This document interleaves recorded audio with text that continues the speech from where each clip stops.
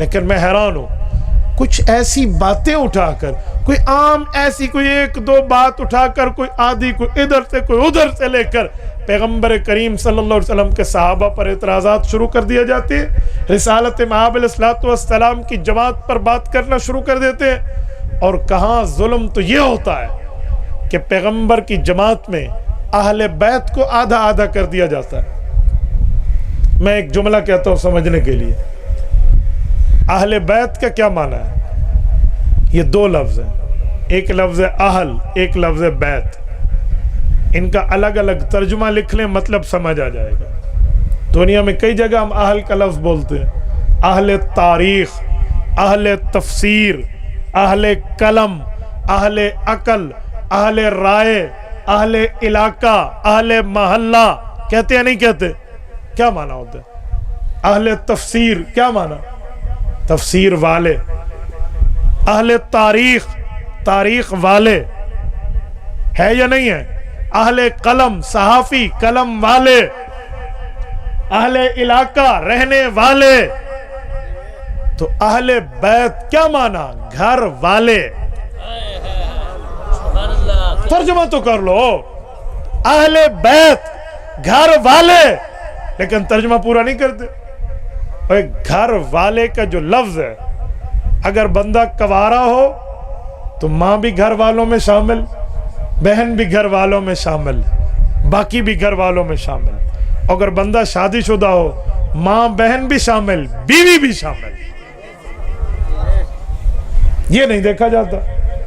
جب رسالت مآب پر اہل بیت کی آیت اتری ہے, سورت نمبر 33, سورت احزاب, آیت نمبر 33, 22ویں پارے کا پہلا صفحہ, رب کریم فرماتے ہیں انما یرید اللہ لیذہب عنکم الرجس اہل البیت ویطہرکم تطہیرا. اللہ کا ارادہ یہ ہے اے نبی کے گھر والوں, تمہیں پلیتی سے پاک کر کے صاف ستھرا بنا دے. میں سوال کرتا ہوں, یہ کس سن میں اتری ہے؟ کب نازل ہوئی ہے؟ کس سن میں نازل ہوئی ہے؟ رسالت مآب پر اہل بیت کا لفظ کب اترا؟ مفہوم بتا دیں. حضور کی عمر کتنی تھی؟ سن بتا دیں. کیا کوارے وقت اترا ہے؟ کہتے ہیں جی نہیں, سن 9 ہجری میں اترا. پیغمبر کا انتقال کب ہوا؟ کہتے ہیں سن 11 ہجری میں. میں نے کہا پتہ چلا حضور پاک کی 61 سال عمر تھی جب اہل بیت کی آیت اتری. جی ہاں, 61 سال میں تو پیغمبر کریم کی ساری شادیاں ہو چکی تھی. بتاؤ پھر اہل بیت میں نبی کی بیویوں کو تم شامل کیوں نہیں کرتے؟ میں سوال کرتا ہوں. پیغمبر کریم کی اہل بیت, شادی شدہ آدمی کہے میرے ساتھ گھر والے ہیں, مطلب کیا ہوتا ہے؟ بیوی نہیں ہے یار. کوارا کہنا میرے ساتھ گھر والے ہیں تو بہن ہے یا اماں ہے, اوکے. لیکن ایک شادی شدہ کے لیے اہل بیت ہو تو کیا مانا؟ تو اہل بیت میں پہلے بیوی شامل ہے, پھر اولادیں شامل ہیں. مجھے نہیں انکار اما فاطمہ الزہرا رضی اللہ عنہا کے اہل بیت ہونے کا, لیکن اما عائشہ بھی اہل بیت ہے, حضرت خدیجہ بھی اہل بیت ہے. ماننا پڑے گا بھائیو, نہیں تو میں آیت کی تفصیل دے دیتا ہوں. توجہ, قرآن کریم کی آیت اتری, پیغمبر کے لیے اہل بیت کا لفظ بیویوں کے لیے اترا. آپ اٹھائیے قرآن کریم کی تفسیر, تفسیر روح المعانی, یہ آیت اتری ہے. ام المؤمنین حضرت ام سلمہ کے گھر میں رسالت مآب موجود ہے. حضور اقدس صلی اللہ علیہ وسلم پہ اہل بیت کے مقام و مرتبے, درجے حیثیت کی آیت بتانے کے لیے انما یرید اللہ لیذہب عنکم الرجس اہل البیت ویطہرکم تطہیرا نازل ہوئی ہے. حضور پاک علیہ السلام کی بیویاں اس آیت سے اہل بیت بن گئی. اللہ کے رسول نے چاہا میں اپنی اولادوں کو بھی اہل بیت بنا لوں. اس وقت رسالت مآب کی 4 بیٹیوں میں پہلی 3 بیٹیاں فوت ہو چکی تھی. حضرت زینب فوت ہوئی, حضرت رقیہ فوت ہوئی, ام کلثوم فوت ہوئی رضی اللہ عنہن. اس وقت حضور پاک کی چوتھی اور چہیتی بیٹی اما فاطمہ الزہرا رضی اللہ عنہا زندہ تھی. ان کی اولادوں میں حضرات حسنین موجود تھے, ان کے کے شوہر نامدار حضرت حیدر کرار حضرت علی المرتضی رضی اللہ عنہ موجود تھے. فدعا علی و فاطمہ والحسن والحسین، حضور پاک علیہ السلام نے حضرت علی کو طلب کیا، اما فاطمہ کو بلوایا، حضرت حسن کو بلوایا، حضرت حسین کو بلوایا. فجللہم بکسائہ، ان پر اپنی چادر کو پھیلا دیا اور رب کریم کے سامنے ہاتھ اٹھا کر یوں دعا مانگی، اللہم ہؤلاء اہل بیتی فتطہرہم تطہیرا، مولا میرے یہ بھی اہل بیت ہیں، انہیں بھی پاک کر دے. اور میں یہ حدیث بھی مانتا ہوں، آیت بھی مانتا ہوں، آیت پیغمبر کے بیویوں کو اہل بیت بتاتی ہے، حدیث حضور کے خاندان اور حضور کی اولاد کو اہل بیت بتاتی ہے. ہم دونوں مانتے.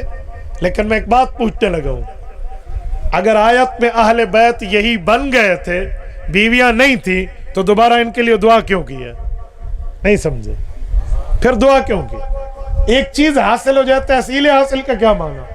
دوبارہ مانگنے کا مطلب نہیں بھائی، اس کا مطلب یہ ہے آیت اتری، پیغمبر کی بیویاں اہل بیت، حضور پاک نے چاہا اہل بیت کے مفہوم میں کچھ اور افراد بھی ہو، تو حضور پاک نے اپنی اولاد اور اولاد کی اولاد کے لیے دعا کی ہے، تو سب شامل ہے. اب قرآن کے بنائے ہوئے اہل بیت، نبی کی بیویاں، حضور کے فرمان کے بنائے ہوئے اہل بیت، نبی کی فیملی، جو قرآن نہ مانے تب بھی ایمان سے باہر، فرمان نہ مانے تب بھی ایمان سے باہر. ہم قرآن بھی مانتے ہیں، فرمان بھی مانتے ہیں، اہل بیت یہ سارے ہیں. پیغمبر کریم کی دعا میں اگر حضرت حسین رضی اللہ عنہ، حضرت امام حسن رضی اللہ عنہ، حضرت سیدہ فاطمہ الزہرا رضی اللہ عنہ، حضرت علی المرتضی رضی اللہ عنہ اہل بیت ہیں اور یقیناً ہیں، تو قرآن کریم کی الفاظ میں پیغمبر کی بیویاں اہل بیت ہیں. پیغمبر کی بیوی حضرت خدیجہ نبی کی اہل بیت، پیغمبر کی بیوی حضرت سودا نبی کی اہل بیت، پیغمبر کی بیوی حضرت عائشہ نبی کی اہل بیت، پیغمبر کی بیوی حضرت صفیہ نبی کی اہل بیت، پیغمبر کی بیوی حضرت جویریہ نبی کی اہل بیت، پیغمبر کی بیوی حضرت میمونہ نبی کی اہل بیت، پیغمبر کی بیوی حضرت زینب بنت جحش نبی کی اہل بیت، پیغمبر کی بیوی حضرت زینب بنت خزیمہ نبی کی اہل بیت. پیغمبر علیہ الصلوۃ والسلام کی بیویوں میں ام المؤمنین حضرت حفصہ پیغمبر کریم کی اہل بیت، پیغمبر کریم کے اہل بیت میں پیغمبر کی بیویاں بھی شامل، پیغمبر کی اولاد بھی شامل، اولاد کی اولاد بھی شامل، سب شامل ہے. لیکن آج مفہوم یہ ہے، لوگ آدھی بات کرتے ہیں. اور بھائی آدھی بات نہ کرو. اگر قبر میں تمہیں روشنی چاہیے، قبر میں تمہیں سکون چاہیے، آخرت کی زندگی اچھی چاہیے، تو مکمل اہل بیت کی قدر کرو. آدھی بات نہیں ہے، بات پوری کر لیں. اگر اہل بیت میں بیوی شادی شدہ بندے کی شامل نہیں ہے، تو آپ کبھی پین نکالیں، اس کی کیپ الگ کریں، ہاتھ میں دے دیں کہ جی لکھ دو اہل بیت، ترجمہ کیا ہے.